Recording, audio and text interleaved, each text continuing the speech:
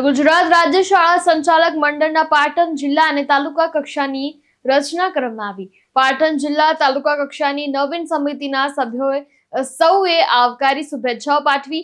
ત્યારે પાટણમાં તારીખ 20 સપ્ટેમ્બર પાટણ ખાતે શનિવારના રોજ પાટણ જિલ્લાના સ્વનિર્ભર શાળા સંચાલક મંડળની જનરલ મીટિંગ સાથે જિલ્લા અને તાલુકા મંડળની રચના કરવાની સાથે શિક્ષણમાં પણ ટચ પેનલ અને એઆઈની ઉપયોગિતા અંતર્ગત પ્રેઝન્ટેશન ડેમોનો કાર્યક્રમ યોજાયો હતો.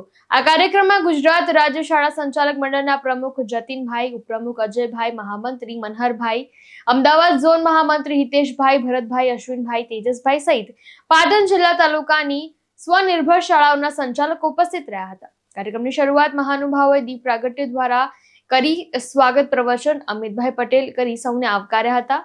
ત્યારે કાર્યક્રમની પ્રસ્તાવના અને હેતુ સ્વનિર્ભર શાળા સંચાલક મહામંડળ સંયોજક ધવલભાઈએ સમજાવ્યો હતો.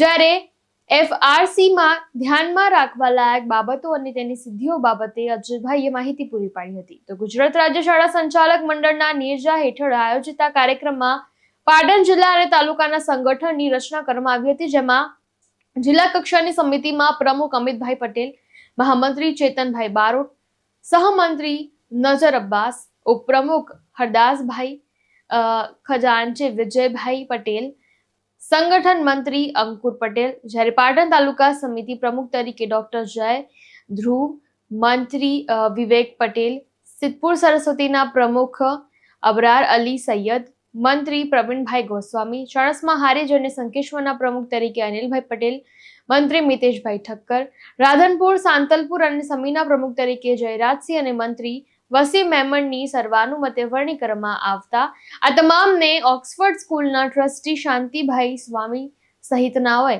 પુષ્પગુચ્છ સાથે આવકારી શુભેચ્છાઓ પાઠવી હતી. યશપાલ સ્વામી સાથે ચક્રવાત ન્યૂઝ, પાટણ.